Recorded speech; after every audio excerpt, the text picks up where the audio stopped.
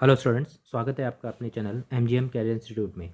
तो स्टूडेंट्स, आज हम थर्मोडायनेमिक्स चैप्टर को थोड़ा और आगे बढ़ाएंगे। उससे पहले स्टूडेंट्स, अगर आपने हमारे चैनल को सब्सक्राइब नहीं किया है तो जल्दी से सब्सक्राइब कर दें और हाँ, बेल आइकन को प्रेस करना ना भूलें ताकि आपको हमारे डेली लाइव लेक्चर्स का नोटिफिकेशन सबसे पहले मिले। ओके स्टूडेंट्स, तो आइए हम बात करते हैं आज थर्मोडायनेमिक्स में। आगे हमारा चैप्टर बढ़ाते हैं उसको। तो फर्स्ट है इसमें question related to float. Float से रिलेटेड question, float means first law of thermodynamics related question हमें आज करने हैं। तो इसमें फर्स्ट जो क्वेश्चन है वो ये है, in compression of air, air के कंप्रेशन में 5 kilojoule work is done and 3 kilojoule heat is released, then find delta U. ये सिंपल फार्मूला बेस्ड क्वेश्चन है। हमें फार्मूला लगाना है इसमें, क्या, delta U equals to Q plus W. ठीक है, यहाँ पे डब्ल्यू वर्क इज डन है ना, तो डब्ल्यू क्या आएगा, positive, work done on the system, and heat is released, heat बाहर निकल रही है तो क्यू कितना आएगा, नेगेटिव। ठीक है, तो delta U equals to, Q negative है, कितना है, -3, और वर्क डन कितना है, +5, तो डेल्टा यू आ जाएगा अपना 2 किलो जूल, और जूल में अगर निकालें तो डेल्टा यू आ जाएगा 2000 जूल। ठीक है, और डेल्टा यू अगर पॉजिटिव है तो इसका मतलब यहाँ पे टेम्परेचर इंक्रीज हो रहा है, ये भी हम बता सकते हैं। ठीक है, नेक्स्ट क्वेश्चन है, 10 litre of gas expanded against external pressure of 1 atm, ठीक है, अप टू 20 लीटर, मतलब V1 10 लीटर है और V2 20 लीटर है, and 3000 calorie heat is absorbed. 3000 calorie heat क्या होती है, एब्जॉर्ब होती है। तो हमें डेल्टा यू निकालना है, तो फॉर्मूला तो वही लगेगा, delta U equals to Q plus W. अब अपने को पहले डब्ल्यू निकालना पड़ेगा। डब्ल्यू का फॉर्मूला माइनस में P external V2 minus V1, P external कितना 1, V2 20, V1 10, तो यह जाएगा माइनस में 10 लीटर ATM। ठीक है, इसको जूल में कन्वर्ट करेंगे तो माइनस में 10 इंटू 101.3 माइनस में 1013 जूल।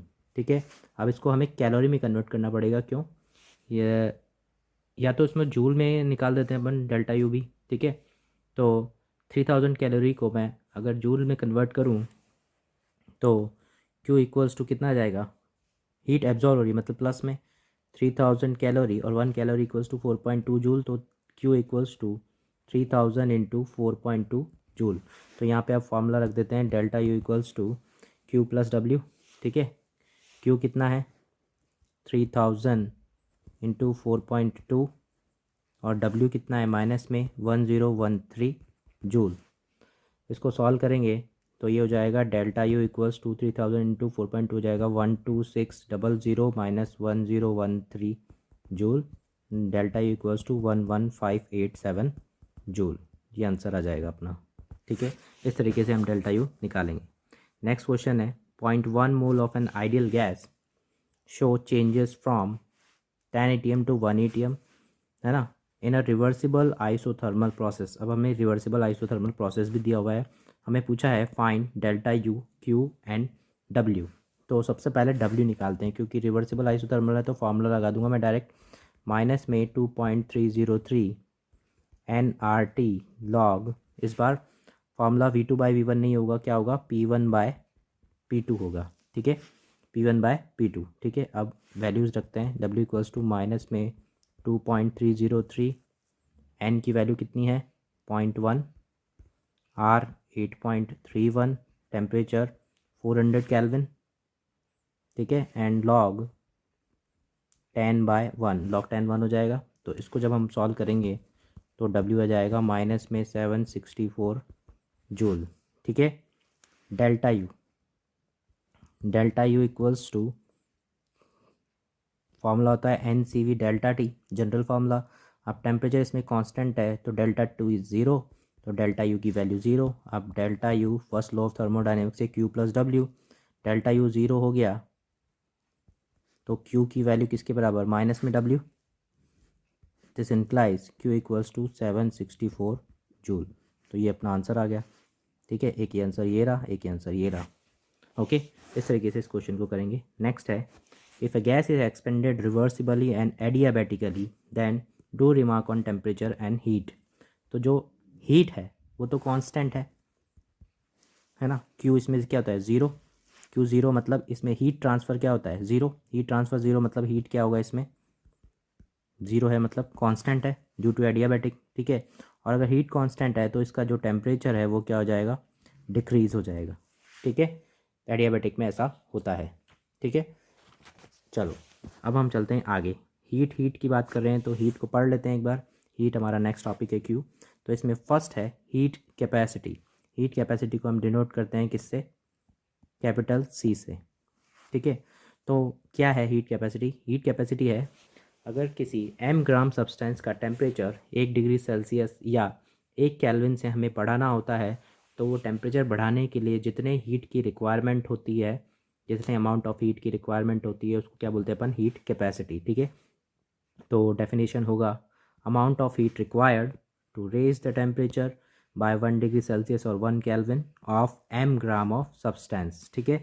तो अगर मैं इसका फॉर्मूला बनाऊँ तो C इक्वल्स टू हो जाएगा Q upon m delta T, ठीक है। m ग्राम सब्सटेंस का टेम्परेचर 1 डिग्री सेल्सियस या 1 केल्विन से बढ़ाने के लिए जितनी हीट की रिक्वायरमेंट होती है उसको क्या बोलते हैं अपन, हीट कैपेसिटी। और इसका यूनिट क्या हो जाएगा, जूल पर ग्राम केल्विन, ये इसका यूनिट हो जाएगा, ठीक है। नेक्स्ट आता है अपना स्पेसिफिक हीट। स्पेसिफिक अमाउंट क्या होगा, यहाँ पे m ग्राम सब्सटेंस था, तो अगर इस m ग्राम सब्सटेंस को मैं 1 ग्राम सब्सटेंस से कन्वर्ट कर दूँ तो ये स्पेसिफिक हीट बन जाएगी। और इसको अपन एस या फिर कई बुक में ये CS भी लिखा रहता है, ठीक है, इससे डिनोट करते हैं। तो इसका डेफिनेशन जो होगा वो हो जाएगा amount of heat required to raise the temperature by 1 degree Celsius और 1 केल्विन ऑफ, ये इंपॉर्टेंट है, 1 ग्राम ऑफ सब्सटेंस। तो जो S का फॉर्मूला बन जाएगा वो बन जाएगा Q upon delta T। M की जगह पे मैं क्या रख दूंगा 1, तो इसका यूनिट क्या बन जाएगा, जूल पर केल्विन। स्टूडेंट्स आपको इन यूनिट से ही पहचानना है कि हमें क्या दिया हुआ है, ठीक है ना। नेक्स्ट आता है molar heat capacity. Heat capacity क्या था m ग्राम सब्सटेंस के लिए, तो मोलर हीट कैपेसिटी क्या होगा 1 मोल सब्सटेंस के लिए, ठीक है। तो डेफिनेशन वही रहेगी amount of heat required to raise the temperature by 1 degree Celsius और 1 kelvin of 1 mole of substance, ये इंपॉर्टेंट है, ठीक है ना, 1 मोल ऑफ सब्सटेंस। तो इसका जो फॉर्मूला बन जाएगा इसको हम CM से डिनोट करते हैं, Q अपॉन M की जगह पे क्या आ जाएगा N डेल्टा T, और यूनिट बन जाएगी जूल पर मोल केल्विन, ठीक है, ये यूनिट हो जाएगी। जो CM होता है मोलर हीट कैपेसिटी, ये 2 पार्ट में डिवाइड होता है, CV एंड CP। तो CV होता है वो होता है molar heat capacity at constant volume, ठीक है, और CP होता है molar heat capacity at constant pressure. तो फॉर्मूला वैसे ही बनेगा, CV equals to molar heat capacity at constant volume, और कांस्टेंट वॉल्यूम पे जो हीट होता है उसको अपन क्या बोलते हैं QV, और मोलर है तो N डेल्टा T, और CP कांस्टेंट प्रेशर पे जो हीट होता है उसको अपन बोलते हैं QP equals to N delta T, ठीक है। अब कुछ एक फॉर्मूला है जो अपने को याद करने होते हैं जो क्वेश्चंस में बहुत बार यूज़ हो जाते हैं। तो उसमें फर्स्ट है मेयर्स फार्मूला। मेयर्स फार्मूला है CP minus CV equals to R, ठीक है। R यहाँ पे वही है, क्या है, गैस कांस्टेंट, ठीक है। एंड CP अपॉन CV ये मैं बहुत बार बता चुका हूँ, गामा बोलते हैं इसको, क्या बोलते हैं इसको, गामा, और इसको बोलते हैं पॉइजन्स रेशियो, ठीक है, CP अपॉन CV। और इन दोनों का यूज़ करके CP एंड CV का गामा की टर्म्स में एक फॉर्मूला आ जाता है, CV इक्वल्स टू होता है R upon gamma minus 1 and CP equals to gamma R upon gamma minus 1। तो ये फॉर्मूले भी अपने को याद करने के क्वेश्चन में यूज़ हो जाते हैं, ठीक है। तो अब इनसे रिलेटेड कुछ क्वेश्चन है वो अपन कर लेते हैं, हीट से रिलेटेड, ठीक है। तो फर्स्ट है calculate amount of heat required to raise the temperature of 160 gram of O2 from 100 kelvin to 200 kelvin at constant volume. Constant volume इसका मतलब हमसे क्या पूछा है, डेल्टा U, और डेल्टा U का फॉर्मूला क्या हो जाएगा NCV delta T। Heat QV है ना, यहाँ से निकाला है मैंने ये फॉर्मूला, ये रहा QV equals to NCV delta T, और QV को क्या बोलते हैं अपन, डेल्टा U, ठीक है।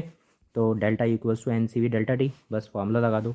N मतलब मोल्स मतलब 160 ग्राम, O2 मतलब weight divide by molecular weight into CV oxygen है, डायटोमिक है तो 5/2 R आएगा, 5/2। और ये जो R मैं कैलोरी में निकाल रहा हूँ इसको, इसलिए 2 ले रहा हूँ, ठीक है। और डेल्टा T 200 केल्विन से 100 केल्विन तक इसको सॉल्व करेंगे तो डेल्टा U आ जाएगा अपने पास 2500 कैलोरी आंसर, ठीक है। नेक्स्ट वाले में भी कैलोरी में ही निकालना है अपने को, है ना। दूसरा क्वेश्चन है calculate amount of heat required to raise the temperature of 2 mole of gas from 127 to 177 degree Celsius at constant pressure.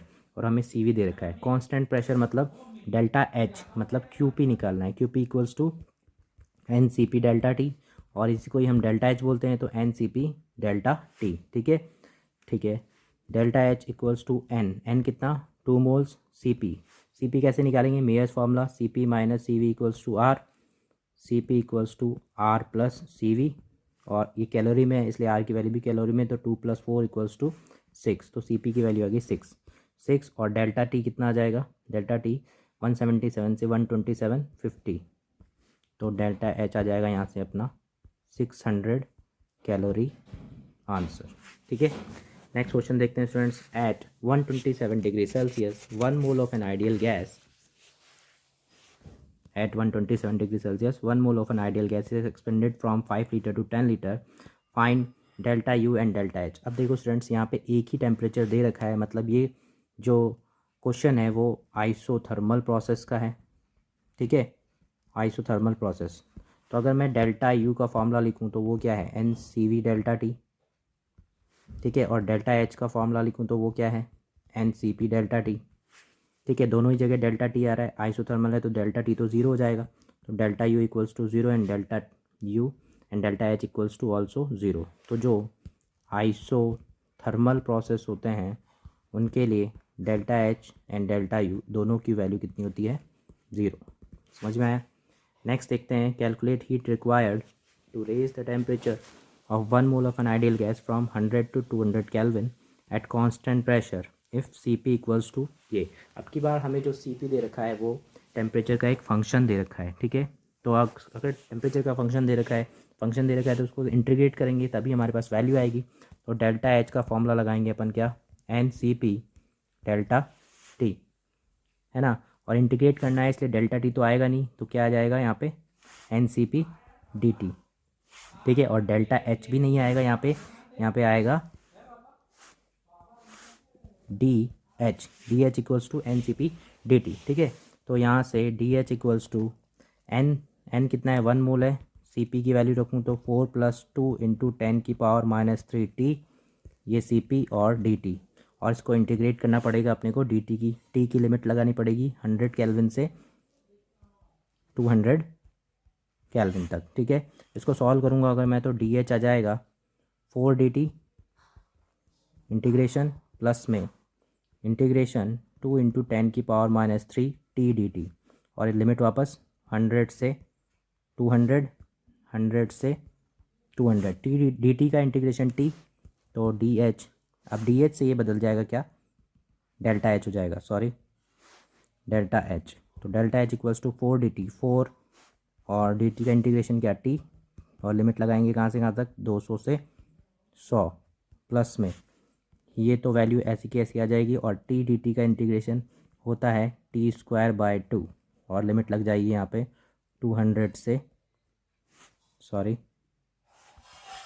तक। ठीक है, अब इसको सॉल्व कर लेते हैं। Delta H equals to 4 200 - 100 plus में 2 × 10⁻³ तो बाहर आ जाएगा, एंड t² 4 × 10⁴ -10⁴। ठीक है, तो इसको जब मैं सॉल्व करूँगा स्टूडेंट्स तो डेल्टा एच की वैल्यू आ जाएगी अपने पास 430 कैलोरी। ठीक है, तो ये अपना आंसर निकल के आ जाएगा। ओके स्टूडेंट्स, तो इस तरीके से ये क्वेश्चंस होंगे। तो आई होप आपको आपका आज का लेक्चर समझ में आ गया होगा। इसके आगे का चैप्टर हम नेक्स्ट वीडियोज़ में कंप्लीट करेंगे। Okay students, thank you.